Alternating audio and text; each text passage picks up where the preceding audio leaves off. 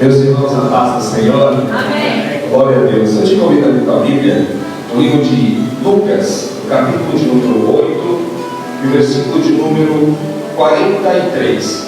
Livro de Lucas, capítulo de número 8, versículo de número 43.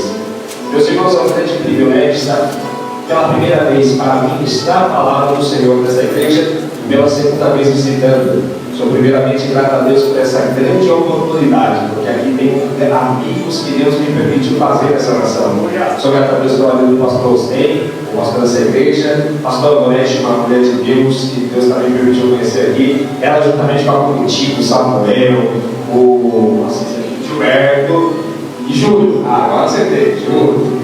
E também o Vitor foram conosco na semana passada, pregar na minha igreja em Sevilha, lá em Quebra. Foi uma bênção. Estarei permitido até agora, e tudo para a glória do Senhor. Deus abençoe a vida de vocês poderosamente. Sou grato a Deus também porque vieram de Cascais meus amigos, Marcos Araújo, sua esposa Azahara Jimenez e seu filho Marquinhos. Muito obrigado por estarem. É um prazer estar vendo vocês pela primeira vez. Meus irmãos, eu tenho uma palavra aqui no meu coração, amém? E eu te peço que tu possa abrir meu coração bem por certo que Deus vai falar conosco. Livro de Lucas, capítulo 8, versículo 43, nos diz assim a palavra de Deus. E uma mulher que tinha um fluxo de sangue havia 12 anos e gastara com os médicos todos os seus haveres e por nenhum pudera ser curada. Chegando por detrás dele, tocou na orla do seu vestido e logo estancou o fluxo de sangue. E disse Jesus: quem é que me tocou? E negando todos, disse Pedro e os que estavam com ele: Mestre, a multidão te aperta e te oprime, e dizes: quem é que me tocou?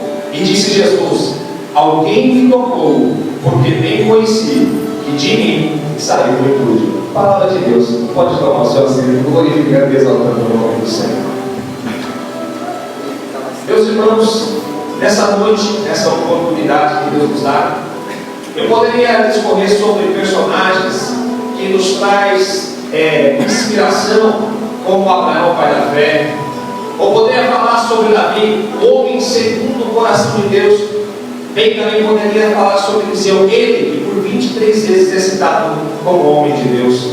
Porém, essa noite o Espírito me inspira para me pregar sobre Cristo. Ele que é o centro de tudo, de todos.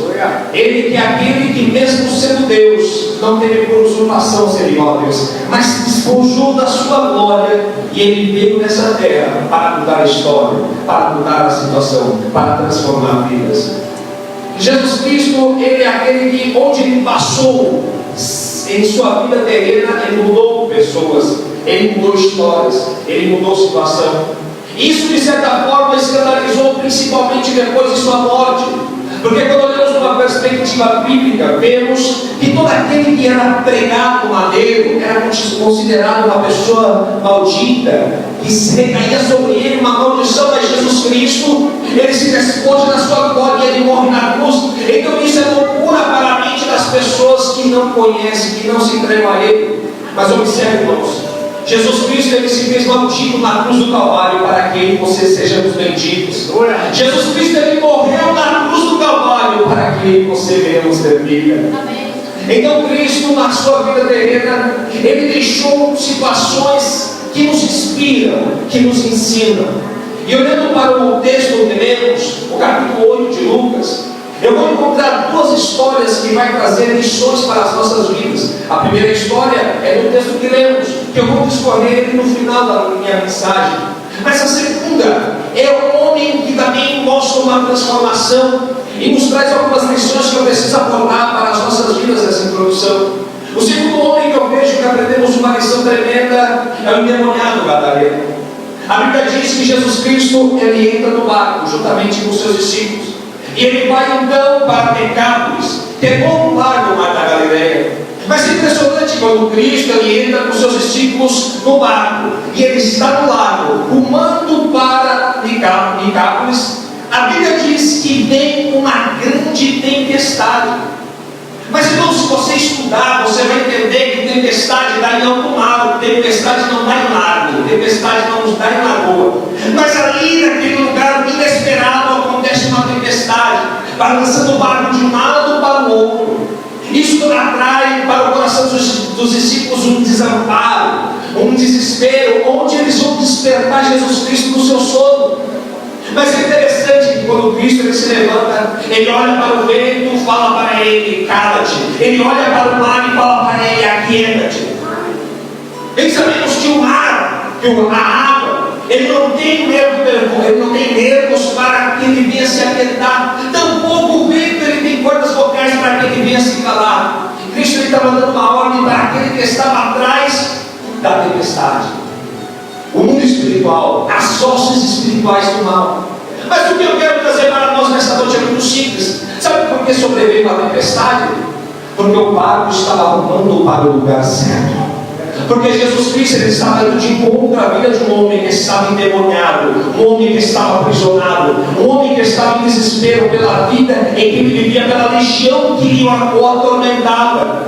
E eu quero abrir parênteses nessa mensagem para pregar para pessoas aqui nessa noite.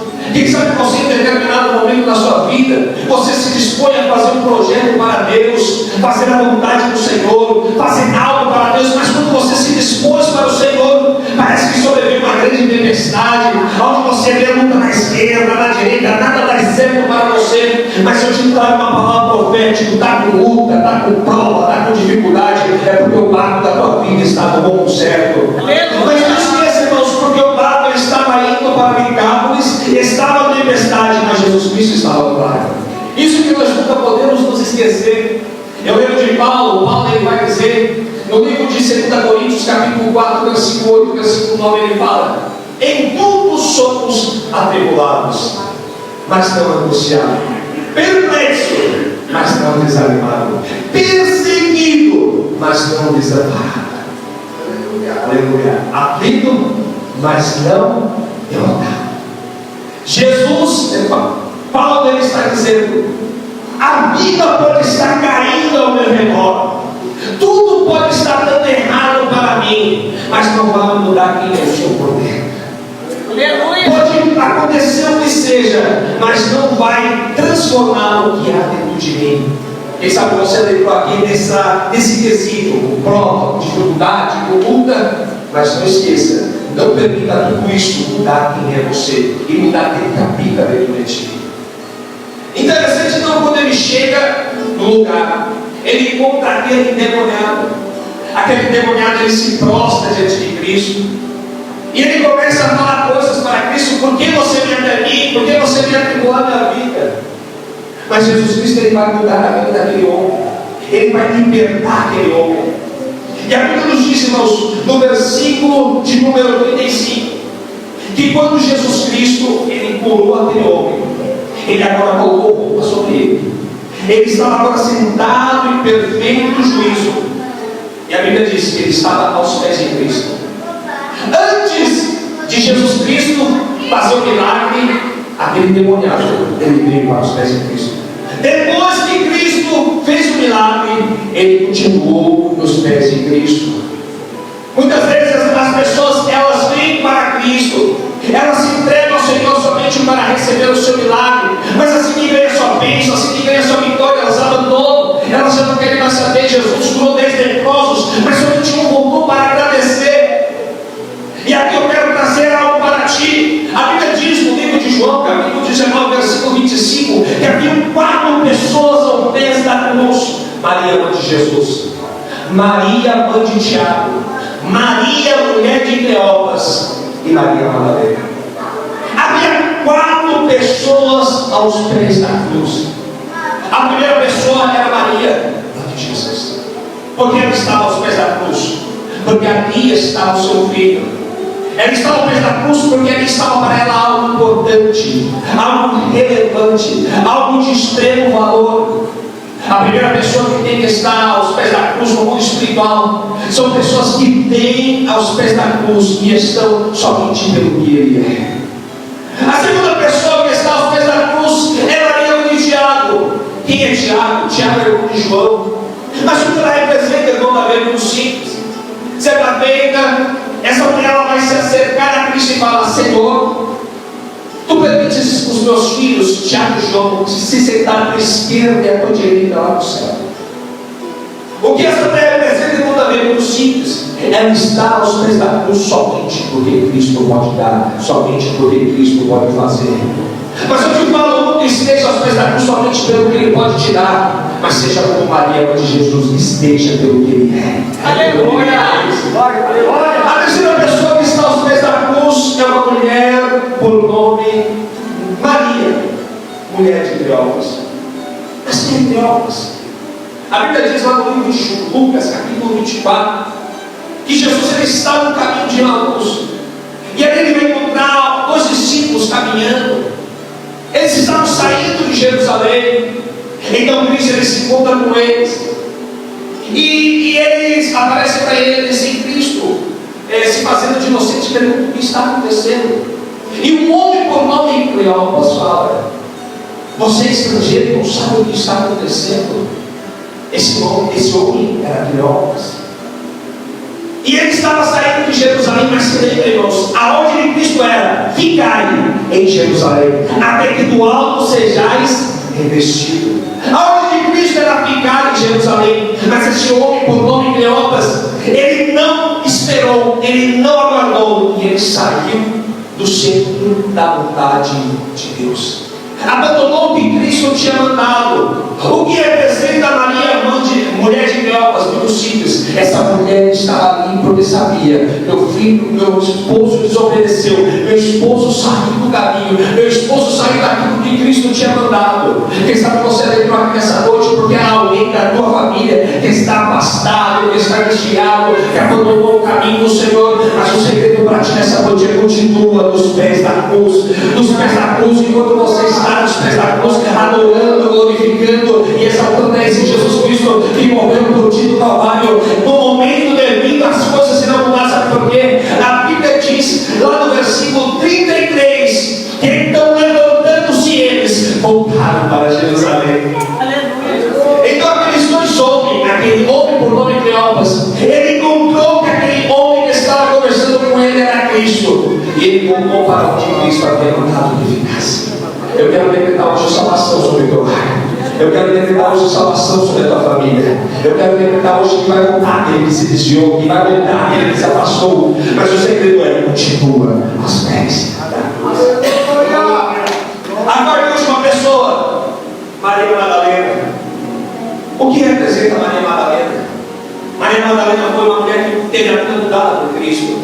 A Bíblia diz que ela foi liberta de 7 espíritos imundos que a atormentavam, que a amedrontavam, que acorrentavam ela no mundo espiritual.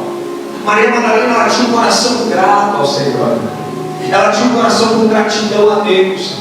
Então ela está ali somente para dizer uma coisa: meu Cristo, eu sou grato pelo que tu fez, eu sou grato pelo tudo que tu mudou na minha vida. E o segredo daqueles que permanecem aos pés da cruz a cada dia é ter gratidão. Porque sabe, você olha para mim e pensa: mas Davi, é difícil ter gratidão, é tanta luta, é tanta prova, é tanta dificuldade.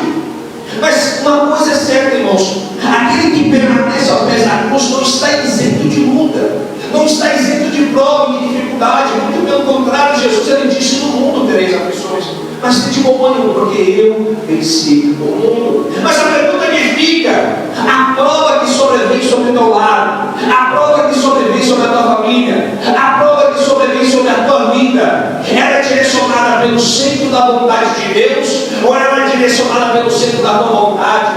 Porque é um projeto determinado por Cristo para a tua vida. Há um caminho instruído por Deus para ti. Só porque ao mesmo tempo que Deus ele tem um projeto preparado, Ele dá para nós o livre-arbítrio, no qual Ele não interfere. Você tem o livre-arbítrio e pode escolher o que fazer com a tua vida. Então Cristo ele não interfere. Quando saímos do centro da vontade dEle, Ele não é responsável pelas provas que nos sobrevêm. Ele não é responsável pelas lutas que vem sobre o nosso lar, sobre a família, sobre o casamento, sobre as finanças. Ele não é responsável.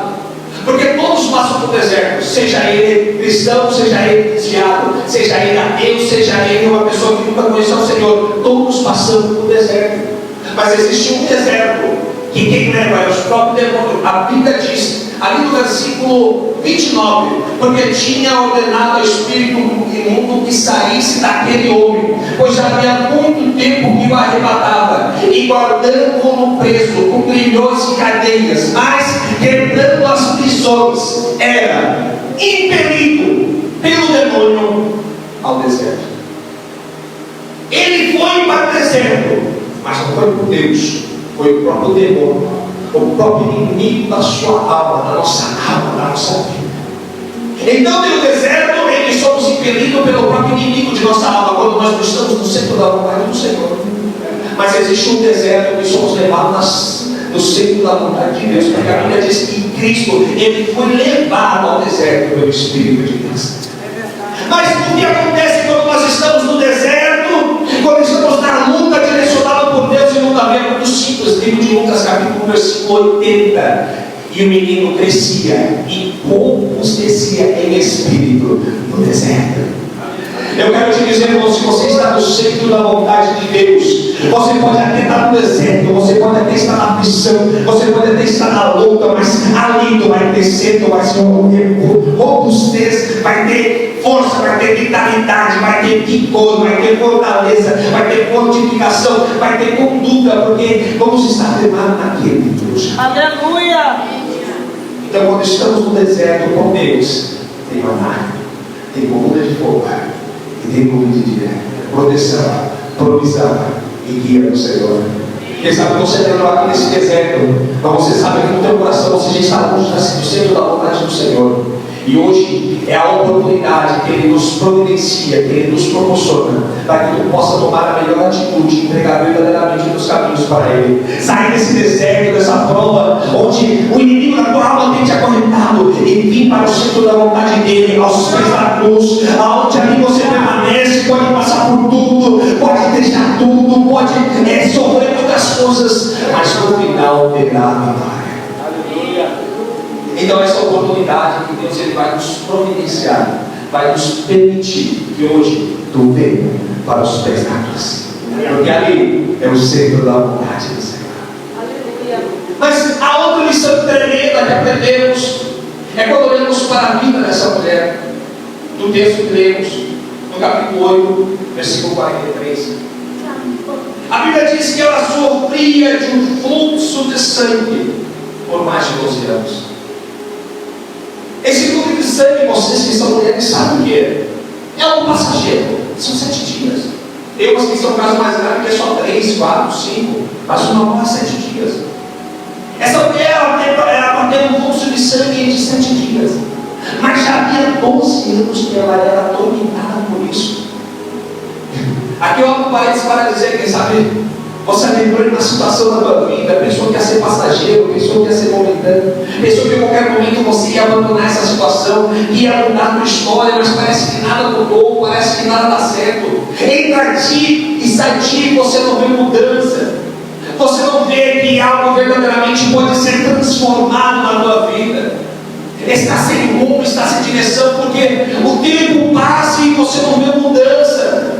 Mas eu quero te dizer que existe um lugar que você pode encontrar verdadeiramente a mudança, encontrar verdadeiramente o milagre, encontrar o que Cristo tem para transformar a tua vida, e esse é aos pés de Cristo. Aleluia. Somente Ele pode nos proporcionar, somente Ele verdadeiramente pode fazer algo novo em nossa vida, porque a Bíblia diz que ela gastou todo o seu dinheiro.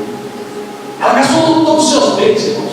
Quem sabe se fosse nos dias atuais, ela teria ido no macumbeiro, teria ido no bruxo, teria ido no yoga, teria ido no budismo, hinduísmo. Buscaram todos os caminhos, tentaram buscar todos os tipos que poderiam proporcionar um milagre para a vida dela. Porque todo ser humano, por mais que ele é ignorante acerca da existência de Deus, por mais que ele não creia que existe um soberano, um poderoso, todos eles, sejam cristãos, ou seja, sempre em um momento vão passar uma missão na sua vida, e sempre vão tentar recorrer a alguém ou a algo para tentar mudar a sua história, para tentar mudar a sua situação. Mas tudo que o mundo oferece pode providenciar uma mudança passageira, mas aquilo que Cristo oferece é uma solução permanente. Fora de Cristo tudo é momentâneo, mas com Ele é perfeito e é duradouro, é constante. Quem sabe você não entende porque você passa esses altos e baixos na presença do Senhor. Você passa esses altos e baixos na tua vida, onde uma hora está tudo bem, outra hora está tudo mal, porque você não tem entregado verdadeiramente tudo para Cristo, tudo para Ele. Se jogue verdadeiramente aos pés dele, você verá. Aleluia! Porque somente Ele pode fazer verdadeiramente milagre na nossa vida. Somente Ele pode mudar a situação. Quando eu me converti ao Senhor, eu tinha uma irmã que ela tinha AIDS. E quando eu me converti ao Senhor, eu falei: Senhor, eu quero um milagre da minha irmã. Aos olhos do mundo, pode parecer loucura. Não há solução na área médica para isso. Não há cura criada pelos homens. Mas eu sabia que há cura para o meu Deus Todo-Poderoso. E eu orava constantemente. E um dia alguém veio e me falou: você tem na tua família uma mulher que tem AIDS, e Deus não vai te dizer que ela está sendo curada. Algum tempo depois ela teve um filho, ela ficou grávida, ela estava desamparada, ela estava preocupada porque seu filho ia nascer com o mesmo problema que ela. E eu falei para ela, lancei uma palavra: minha irmã, fica tranquilo, o Enzo vai nascer bem, porque Deus já te curou. E ela tinha receio de fazer o exame, ela tinha medo, mas o tempo foi passando. Chegou o momento do parto. Quando fez o parto, fez o exame e constatou que ela não tinha. Aos olhos do homem é impossível, mas para o meu Deus não é impossível. Aos olhos do homem pode dizer: não há saída, não há como mudar, não há como transformar, não há como fazer verdadeiramente. Mas aos olhos de Deus, nessa noite Ele te fala: há solução, há cura, há transformação. Basta entregar aos pés dele. Porque quando nós entregamos aos pés de Cristo, Ele faz uma transformação tão grande, que Ele começa a confundir a mente das pessoas. No livro de 1 Coríntios, capítulo 27 e 28, ele fala: mas Deus escolheu as coisas loucas deste mundo para confundir as sábias. Escolheu as coisas fracas desse mundo para confundir as fortes. Escolheu as coisas vis e desprezíveis e as que não são para nivelar as que são. Aleluia. Meus irmãos, quando nós viemos aos pés de Cristo, quando estamos aos pés dele, Ele faz uma transformação tão grande que as pessoas ficam abismadas, irmão. As pessoas ficam meio que sem palavras do tamanho do poder de Deus. E eu vejo isso muito interessante, porque quando João Batista ele pregava, certa feita os fariseus estavam ali se proclamando: eu sou filho de Abraão. E a Bíblia diz no livro de Mateus, capítulo 3, versículo 9: vocês ficam aí se creem em vocês mesmos, porque são filhos de Abraão. Bem vos digo que até dessa pedra Deus pode suscitar filhos a Abraão. Sabe o que eu aprendo com isso? Deus, Ele tem aquilo que ninguém espera e transforma em algo grande. Uma pedra não é nada, mas Ele fala: transformarei em filho de Abraão. E eu sei disso porque Ele fez isso comigo. Eu era ateu, vivia sem rumo, vivia sem direção. Eu era a ovelha negra da minha família. Meu avô olhou para mim e me disse: você não serve nem para ser ladrão de galinha. Mas graças a Deus que eu vim aos pés do meu Salvador Jesus Cristo. E aquele que era desprezível, aquele que era vil, aquele que ninguém dava nada, aquele que não tinha valor diante aos olhos da sociedade, está aqui hoje, glorificando e exaltando o Senhor. Aos pés de Cristo, quando nós permitimos Ele fazer um milagre, irmãos, tudo muda e nós ficamos abismados numa transformação. Eu quero te declarar na tua vida nessa noite, que hoje é a noite que Deus Ele quer fazer um rebuliço na tua vida. Hoje é a noite que Deus Ele quer fazer uma transformação verdadeira. Basta somente se entregar tudo verdadeiramente aos pés de Cristo. Porque a Bíblia diz que essa mulher, ela toca na orla de Cristo, só na orla. Naquele tempo a roupa dos judeus era aquelas roupas longas. Imagina essa mulher tocou na orla, a orla era puxida. Imagina como não estava essa mulher, prostrada no chão, porque 12 anos perdendo sangue. Provavelmente essa mulher estava como uma caveira praticamente esquelética, provavelmente estava sem força, sem vigor. Mas ela fez um esforço e foi aos pés de Cristo. E ela tomou as respostas dele. E a Bíblia diz que Cristo ele olha para eles e fala: Quem me tocou? E Pedro, ele vai se justificar: Senhor, a multidão te oprime. E você pergunta: quem te tocou? Mas que interessante, irmãos, porque Jesus ele estava rodeado de uma grande multidão que ela apertava Cristo, que ela oprimia Cristo. Quando nós olhamos lá no livro de Lucas, capítulo de número 6, versículo 49, a Bíblia diz que por onde Cristo passava, virtude saía dele e curava as multidões. Beleza? Saía a virtude de Cristo e ele sempre curou. Mas na situação que nós estamos vendo, há uma multidão oprimindo Cristo, há uma multidão tocando em Cristo, apertando a Cristo, mas somente uma pessoa tocou ele de frente. Somente uma pessoa tocou nele e saiu a virtude. Há muita multidão que oprime a cada dia Cristo por causa do milagre, mas somente uma pessoa que tem um coração disposto para Deus pode tocar a Cristo de uma maneira diferente. E essa é a palavra que eu quero declarar sobre a tua vida, meu irmão, nessa noite. Quem sabe você está até hoje enquadrado no meio da multidão, em que até aperta Cristo, em que até oprime Cristo para tentar receber algo dele. Mas o segredo não está no exterior, no tocar, mas está na intenção do coração. A Bíblia diz no livro de Salmos, de número 51, versículo de número 18: a um coração quebrantado, humilhado, não desprezarás. O que essa mulher ela tinha? Ela tinha um coração humilhado. Ela foi rejeitada pela sociedade. Uma pessoa com uma situação dela, ela vivia no arraial dos impuros. Ela era desprezada, ela era rejeitada, ela não tinha valor diante da sociedade. Então ela era completamente esquecida. Então ela chegou ali, nessa condição esquecida, mas ela tinha um coração aberto para Cristo, dizendo dentro dela: eu sei que Cristo pode fazer um milagre. Então, quando ela tocou, saiu a virtude de Cristo, porque a intenção do nosso coração me encontra. Porque os fariseus só vão para demonstrar fora que são bons religiosos. Mas a Bíblia diz no livro de Marcos, capítulo 7, versículo 6: esse povo com seus lábios honram, mas o seu coração está longe da minha presença.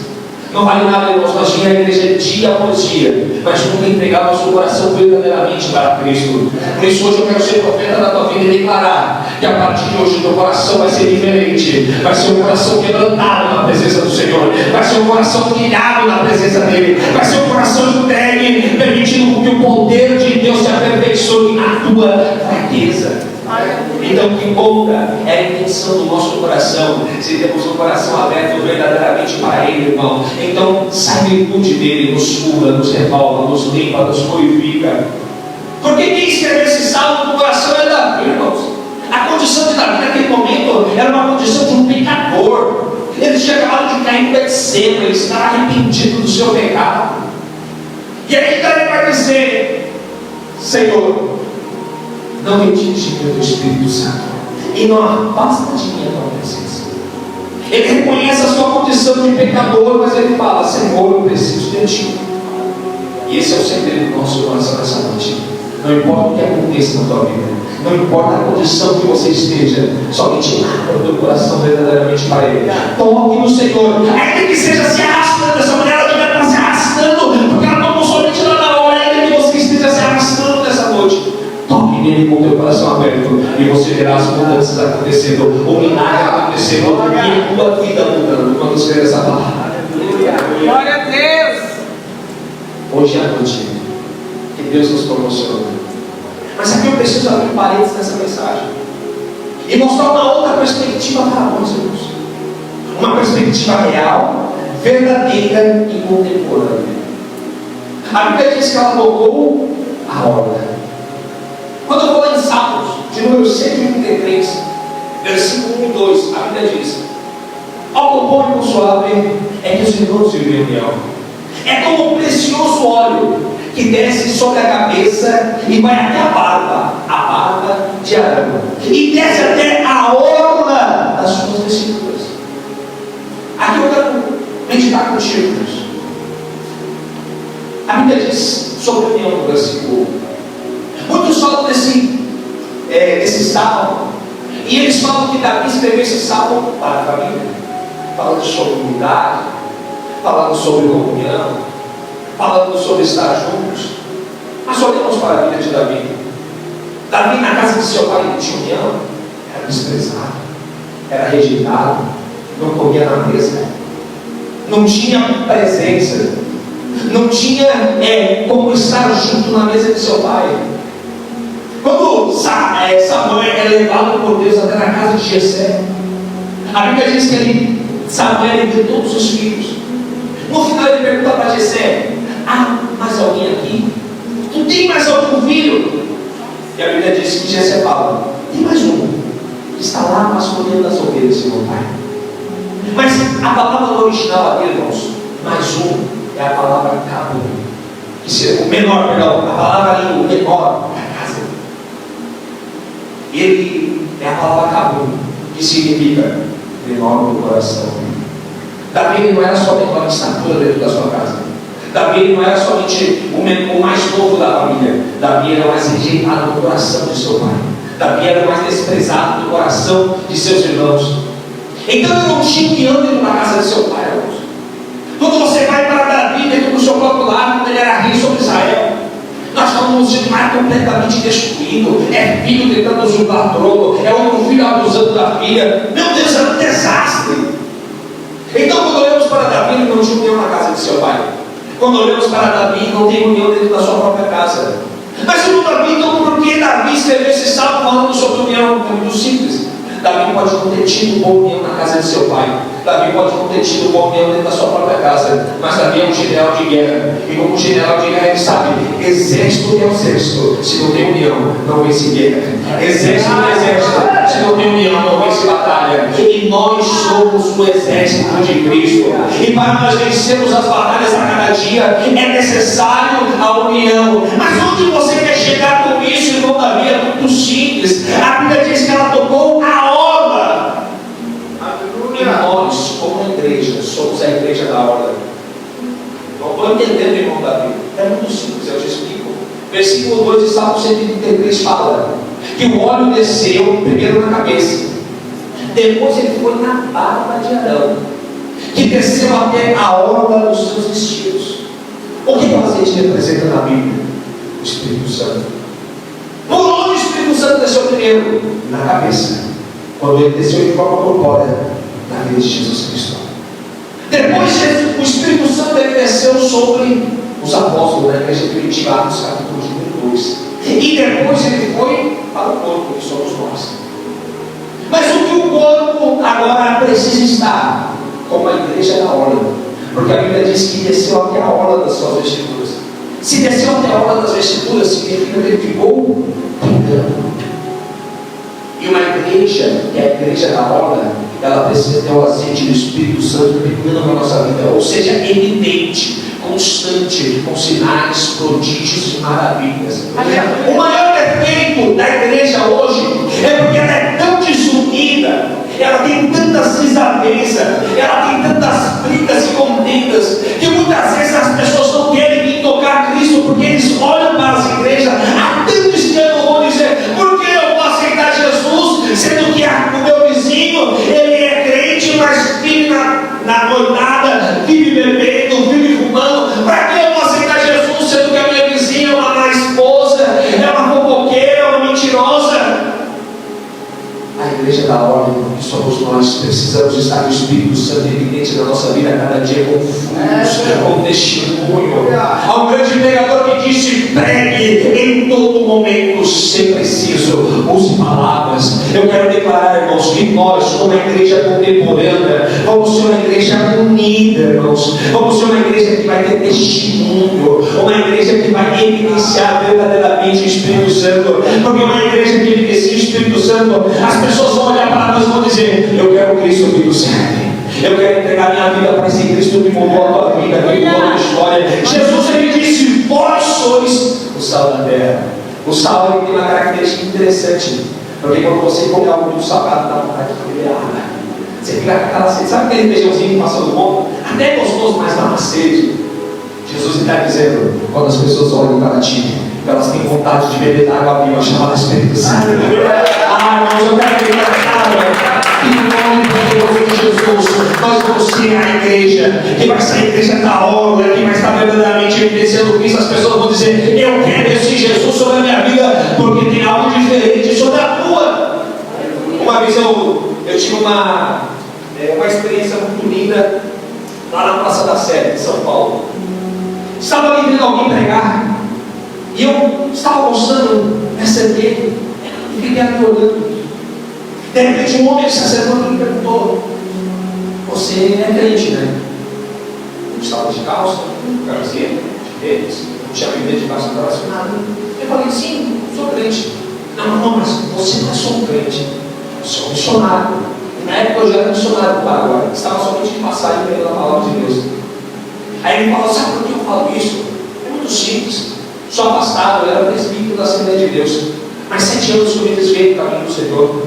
Mas quando eu olhei para ti de longe, eu vi uma glória sobre a tua vida. E essa glória foi tão impactante que eu vi uma bola de fogo vindo de encontro à minha vida. E esse fogo incendiou meu coração. Eu quero aceitar Jesus Cristo de novo. Eu quero entregar meu coração para Cristo mais uma vez. Sabe o que eu quero te dizer, irmãos? Uma igreja da hora é uma igreja que é tão cheia do Espírito Santo que só com o teu testemunho ganha pessoas. E somente com a presença que habita em ti faz a diferença. Boa história, igreja de corações. Eu quero que você levante uma mão. Eu vou profetizar sobre a tua vida nessa noite. Eu profetizo que você não vai sair daqui da mesma forma que você entrou, mas vai sair daqui cheio, transbordante da presença do Espírito Santo. É a partir de hoje, quando você chegar, algo diferente vai acontecer. Pessoas vão ser curadas, pessoas vão ser transformadas, almas se renderão aos pés de Cristo e o nome do Senhor vai ser glorificado. Se você crê nisso, glorifique e exalta o Rei dos Reis e o Senhor dos Senhores. O problema aqui é muita desunião, irmãos. O Espírito Santo não opera mais no nosso meio. Deus mudou? Não. Fomos nós que mudamos. É necessário estarmos juntos, irmão. A igreja primitiva, livro de Atos dos Apóstolos, capítulo 2, versículo 44. A Bíblia diz que eles tinham todas as coisas em comum. A palavra do original do grego ali é a palavra homotuador, que significa estar juntos, caminhar juntos. Uma igreja que ela tem a união em Cristo. Ela caminha para o mesmo caminho, para o mesmo rumo, para a mesma direção. Todos nós somos uma igreja que somos conectados com uma corda chamada Cristo. Mas agora vamos fazer aqui uma suposição. Eu coloco uma corda em mim e coloco uma corda no pastor José. Essa corda ela vai ter um limite para que nós possamos caminhar juntos na mesma direção e ter sucesso onde quer que a gente chegamos. Sempre temos que caminhar no mesmo lugar. Se porventura o pastor José for para um lado e eu for para o outro, vai chegar um momento que a corda vai esticar e ela vai arrebentar. E por isso a igreja não tem mais comunhão, é cada um quer ir para o seu campo, cada um quer fazer do seu jeito, cada um quer viver da sua maneira, cada um quer experimentar da sua forma. Então, vira um rebuliço, vira qualquer coisa, parece que nada dá certo, fica o mau testemunho, fica com o tempo, o Espírito Santo não habita. Mas eu quero declarar que a partir de hoje, essa unção da igreja primitiva vai virar sobre nós. E nós vamos caminhar juntos verdadeiramente. Vamos ter a mesma visão, o mesmo propósito, a mesma prioridade, porque esse é o segredo. Aleluia. Quando eu olho para o profeta Elias, irmãos, Elias ele vai no Monte Carmelo. E ali ele faz um pacto com os profetas de Baal, dizendo: vamos orar para o fogo cair do céu. O Deus que responder com fogo, esse será Deus. Então a Bíblia diz que os profetas de Baal ficaram pela manhã, se cortando, clamando, nada deu certo. Mas Elias, irmãos, é tão diferente que quando chega a oportunidade dele, ele vai pegar e não vai chegar a orar. A Bíblia diz que primeiro ele vai orar, vai jogar água. E depois a Bíblia diz que ele restaura o altar com 12 pedras, representando as 12 tribos de Israel. Mas olha aqui, irmãos, se você conhece o contexto histórico daquele momento, você vai ver que as 12 tribos estão separadas. 10 para o norte representando Israel, 2 para o sul representando Judá. Quando Elias ele vai orar para o fogo cair do céu, Ele está trazendo uma mensagem simbólica para nós. Ele está restaurando o altar. Primeiro, se nós queremos ver o fogo caindo na nossa vida, se queremos ver o fogo de Deus caindo sobre a igreja, se queremos ver o fogo de Deus evidenciando em nossos corações, primeiro é necessário restaurar o altar. Segundo, as 12 pedras representam as 12 tribos. Elias está dizendo: querem ver o fogo cair do céu? Então restaura a união no meio de vocês, porque onde há união, há milagre, há fogo do céu, há maravilhas, há poder, há transformação. Irmãos, você não está entendendo. Hoje Deus está dizendo para nós: é tempo de nós restaurar a união no nosso meio, porque uma igreja que tem união é a igreja da hora, que tem um Espírito Santo evidente. Eu declaro que no nome de Jesus, ano de 2019 vai ser diferente para a Catedral Evangélica da Fé, para a Catedral Evangélica aqui em Benfica. Eu declaro que no nome de Jesus aqui vai se levantar uma igreja unida, uma igreja fortalecida, uma igreja fortificada, que vai ter união, que vai ter propósito, e o fogo de Deus vai cair sobre as suas vidas, e vocês vão ver o milagre acontecendo nessa cidade. Aleluia. Aleluia. Mas é necessário restaurar a união. Porque para tocar Cristo, geralmente, primeiro tem que tocar a igreja da hora que somos nós. E como eles vão querer tocar a igreja da hora, sendo que a igreja da hora não dá deste mundo? Irmãos, eu fui missionário 5 anos no Paraguai. Trabalhei muito no porta a porta. E sempre, irmãos, toda vez que eu ia fazer testemunho, evangelismo porta a porta, eu tinha uma dificuldade. Como eu vou aceitar Cristo, sendo que vocês não dão um mau testemunho? Cristo mudou tanto, mas por causa do mau testemunho das pessoas, era a barreira muitas vezes para ganhar almas para o reino de Deus. Então, irmãos, é necessário verdadeiramente não somente vir na igreja, não somente aceitar a Jesus, mas viver verdadeiramente o que diz a palavra. Livro de Tiago, capítulo versículo 22: sede cumpridores da palavra, e não somente ouvintes. Aleluia. Então eu quero decretar, irmão, que no nome de Jesus vocês vão evidenciar o testemunho de Cristo através da tua vida, porque vocês não vão somente conhecer a palavra, mas vão praticar a mesma. E isso vai causar impacto. Isso vai causar algo grande que vai impactar vidas, vai impactar histórias, vai impactar essa igreja no nome de Jesus. Aleluia. Porque então, quando nós temos este testemunho, somos a igreja da hora, e o Espírito Santo continua se evidenciando a cada dia da nossa vida, então verdadeiramente podemos ter a virtude para ganhar almas, para evidenciar os milagres.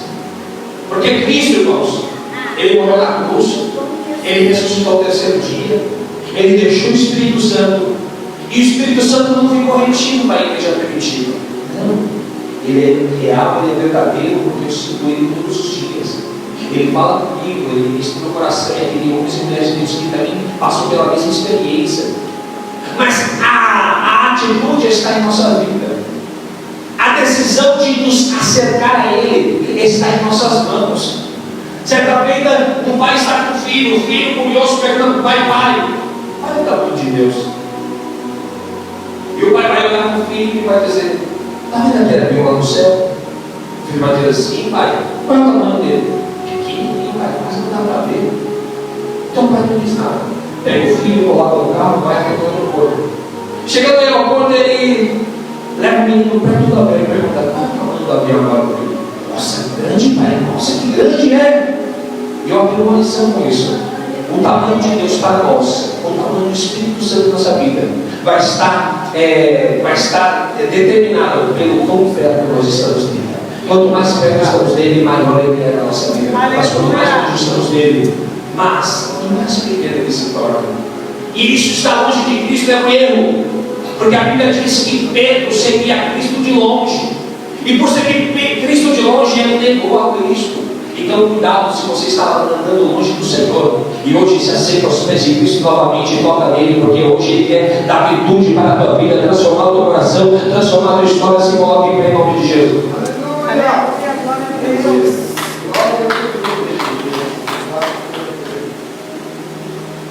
Jesus perguntou: quem me tocou? Tinha multidão oprimindo, tinha uma multidão se acercando, mas só contigo permitiu a abertura de sair, porque o seu coração estava aberto para Cristo, e ela recebeu o milagre. E hoje eu quero declarar, irmãos, que esse tipo de situação vai acontecer constantemente, porque aqui nasce hoje uma igreja da hora que vai ter o azeite do Espírito Santo pingando na canática. Eu declaro que aqui vai levantar paralíticos. Eu declaro que aqui vai ter cristal cegos. Eu declaro que aqui vai ter liberdade para os cativos. Eu declaro que aqui vai haver mudança de pessoas com caráter forte. Eu declaro que aqui vai ter pessoas que abandonam o vício, porque aqui vai ter uma igreja que verdadeiramente faz a diferença. Mostra a diferença em nome do Senhor. O segredo é hoje somente uma coisa: venha para os pés de Cristo. Que enquanto estamos com pés de Cristo, a igreja da hora vai estar operante. Nessa noite eu preciso fazer um convite. Existe alguém no meio de nós e quem sabe está no mesmo nessa situação dessa mulher, perdida, sem rumo, sem direção, precisando de um milagre.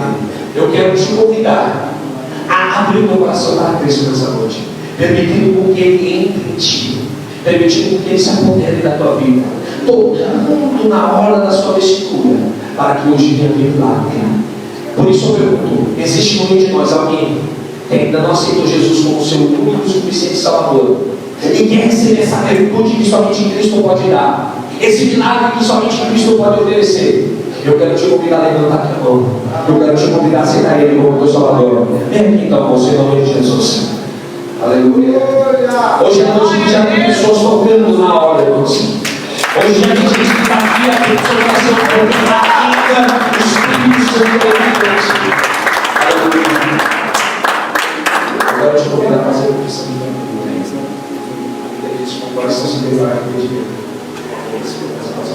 Fecha o olho. Senhor Jesus, reconheço que sou pequeno. Aleluia. Glória a Deus. Reconheço que Tu és o meu Salvador. Aleluia. Abre as portas do meu coração. Aleluia, Jesus. Glória. Glória a Deus da minha vida.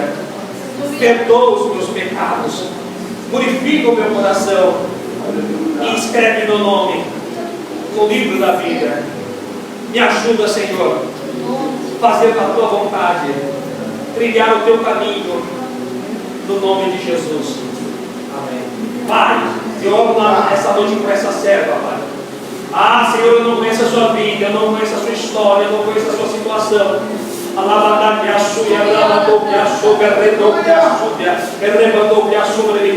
Mas, Pai, Tu és o Deus que trouxe ela aqui com um propósito nessa noite, Pai. Senhor, o coração dela estava angustiado, o coração dela estava quebrantado.